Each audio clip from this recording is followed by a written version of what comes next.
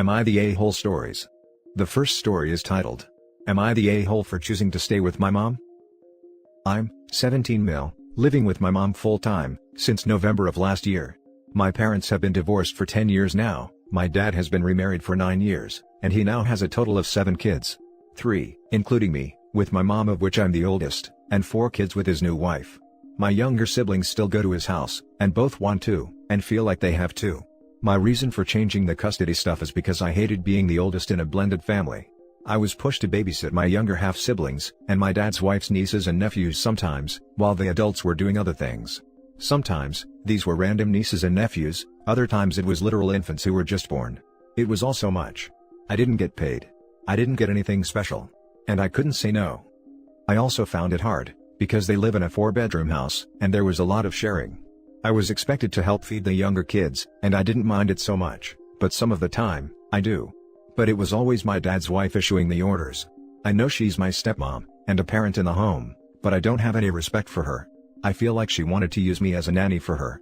The reason I feel this way is, she asked my mom to send me over there at times when it was my mom's parenting time, so I could babysit. Like every other week wasn't enough, she wanted to eat into my time at home as well. She also tried to shame me for liking and spending more time with my full siblings, than my half-siblings.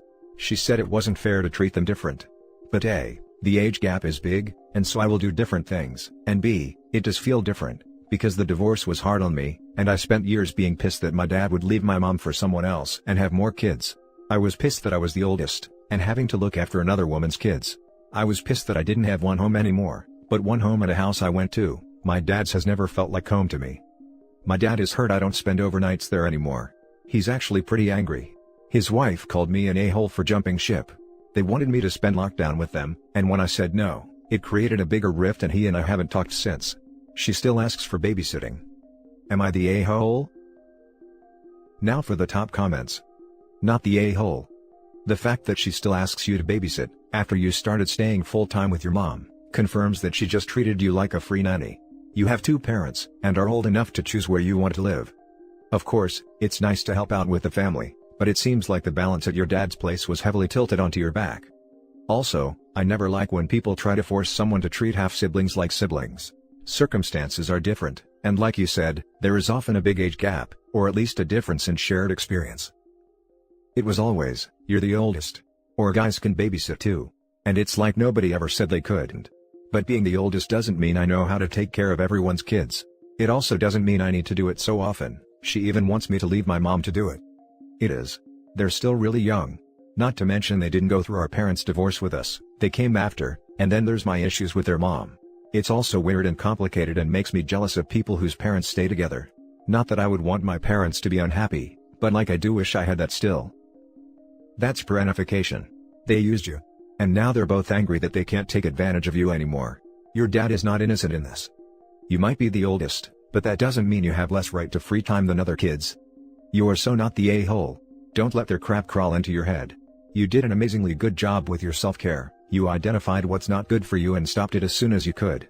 They placed a burden on your shoulder which is just too much. You're still dealing with the divorce. Allow yourself to heal. And don't listen to them when they drop this reverse sexism crap. Not the a-hole. Your dad doesn't want your company, he wants your services. When he's willing to spend months not talking to you without hesitation or remorse, you have to take his actions for what they are, a declaration of intent.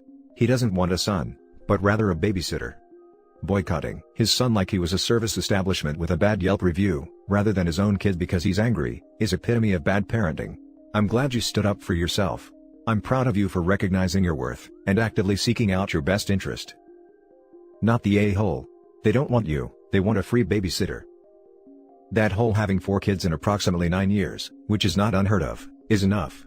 Especially if she's trying to pawn them off on OP. He made the right choice. They probably planned around having OP be their housekeeper when talking about having more kids. Now for the next story. Am I the a-hole for telling my dad I want to spend time with him, and not his wife and kids, while I am in town? I travel a lot for work, usually I would go by plane. But during all of this, I have been driving places instead of flying. Well, I got sent to the town I spent my early childhood in. I haven't been there in several years due to how busy I am, but I figured it would be a great opportunity to visit my dad, given I am there for almost 3 weeks and my work will only be a few days spread across those weeks. Now my dad remarried, but I only met his wife twice because my mom moved me and my sister halfway across the country when they divorced, and well, she was difficult when it came to visitation and custody. As for their kids, I only met the oldest one once when he was a small child, but I haven't met the other two. Just for some perspective, I am 26, my dad is 51, his wife is 39 and their kids are 13, 9 and 8. Now I hate to be this blunt about it, but while I wish my dad's wife and their kids all the happiness in the world, I have zero interest in them. The only person I am there to see is my dad. Of course, I am not opposed to meeting them, seeing them, talking to them, being nice etc. But as I said, I miss and love my dad. I honestly don't care about the rest, so I was hoping to spend a bit of alone time with him. Now day 1, I came by their house, had dinner, spent time with them all. Day 2, same deal. Day 3, I had to work.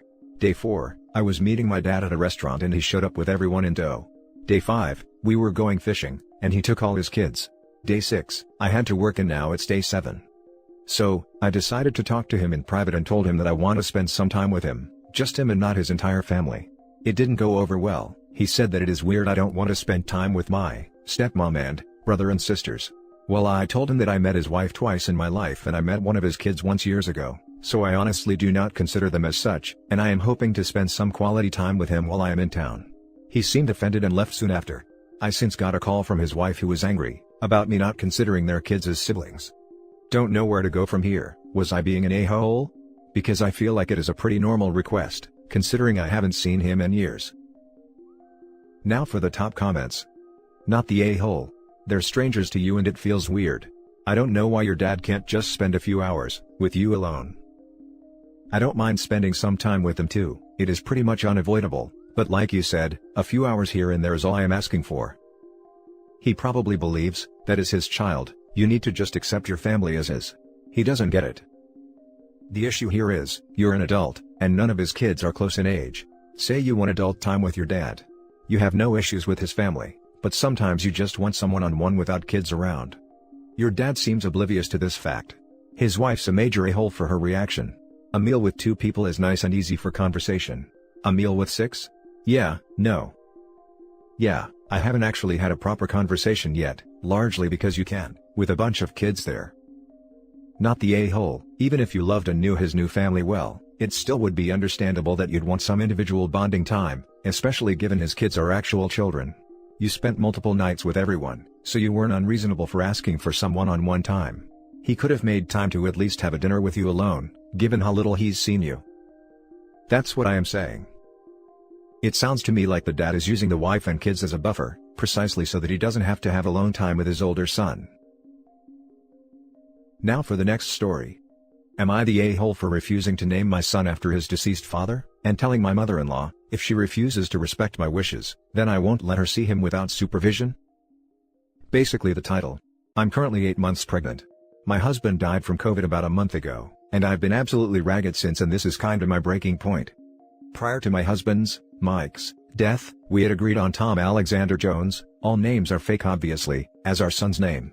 Tom, we decided on together, Alexander after my husband's grandfather, and Jones is my last name. My husband took my last name after marriage by choice, as he didn't have the best upbringing, and was limited contact with his parents.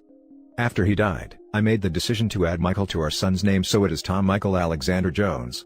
This has been a problem with my mother-in-law, who is insisting his first name should be Mike. I have refused for several reasons. 1. The real Mike name is extremely common. 2. It has an unfortunate nickname that got my husband bullied at school. 3. I don't want to feel sad every time I say my son's name. My mother-in-law has flipped her crap over this. Despite my saying no, she has proceeded to get a brass nameplate for his crib, multiple blankets and onesies, and the letter hanging name, all with Michael instead of Tom. This came to a head last weekend, when she bought over more Michael blankets, and I was having phantom contractions. She told me to toughen up and then said that, even if I give my son the first name Tom, she will call him Mike in private. Honestly, I was a bit the a-hole. I was in pain and hadn't slept properly in days. I snapped and told her to get out of my house, and that if she was going to call my son Mike in private, then I wouldn't allow her to visit him or be around him without supervision. She's now hysterically calling everyone in the family, accusing me of being a witch who won't let her see her only grandbaby. She actually has a couple of adopted grandchildren from my sister-in-law, but they don't count as real grandkids to her. I feel like trash. Maybe I should change the name just to keep the peace? Am I just being a hormonal witch? Am I the a-hole here? Now for the top comments. Not the a-hole. I think you found out why your husband had limited contact with his parents. Your mother-in-law is controlling to a whole new level of crazy. Be very careful if you choose to bring your child near this woman, and think very carefully if you are considering leaving your child in her care. Your child, your name. Don't listen to this woman, pick the name that feels right to you. Came here to say this, OP, you need to be careful with how much contact you have with this woman. No contact. No contact.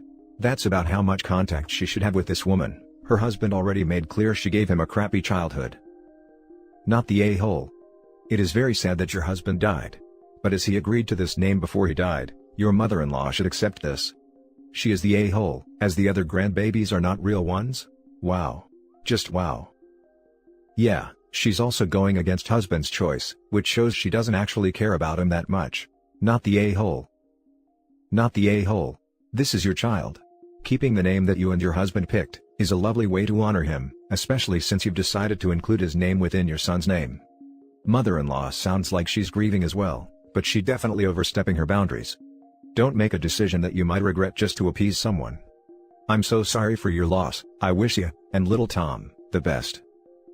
I would be concerned that mother-in-law would always compare the son to the dad. Now for the last story. Am I the a-hole for getting angry when a family secret was downplayed in front of my kids? I might be overreacting, because I really don't like my in-laws, but I don't know. My husband and his brother have a set of older half-siblings who are the same age as their mom. His half-brother and his mom fight over everything. Neither of them takes it that seriously, so I think it's more sarcasm, but it gets seriously annoying. Also, I try to teach my kids not to name call, and then the two of them go at it right in front of them. Yesterday, we went to their house and mother-in-law and brother-in-law were doing it again. My 8-year-old asked why they hate each other, and mother-in-law just said they don't, but brother-in-law has to add that they used to date and it ended badly. My 13-year-old was super freaked out. I tried to change the subject, but mother-in-law told her that is how she met father-in-law, and then father-in-law interjected that brother-in-law was broke and she needed a real man. They just laughed, but I could tell my daughter was very uncomfortable, and I think it's gross that he brags about taking his son's girlfriend like that. I've heard him joke about it before, combined with what a crappy dad he was to his own kids. It just really grossed me out. I yelled at them that they are disgusting, and they aren't doing a much better job as grandparents than they did as parents. I demanded that we leave and my husband got mad at me for overreacting. I think I told them they were gross once more, and I woke up to a text from mother-in-law about how every family issue we have involves me overreacting, and don't I see the pattern. Now for the top comments. Not the a-hole. What did I just read? LOL, please take this to Maury or Dr. Phil to get sorted out. Dr. Phil? This is a joke, right? Not the a-hole. This family sounds toxic. The less you can be around them, the better. No a-holes here. I think some of the hardest relationships are the ones with people who we don't choose, in-laws, and when people have different boundaries. OP came from a family with different boundaries than this one. Everyone is justified in how they feel. The hard part is finding a mode of existence that makes everybody comfortable. Asking them not to hash out their trashy past and call each other names in front of children who are clearly uncomfortable is not asking too much. The in-laws are a-holes for not reining in their trashy drama, when asked for the benefit of the kids. What did I just read? Some kind of Ozark Game of Thrones, but without the clarity of lineage. And that's it for this video, guys. If you have thoughts to share, leave a comment below. Don't forget to hit like and subscribe if you like this content. I'll catch you in the next one. Good day, everyone.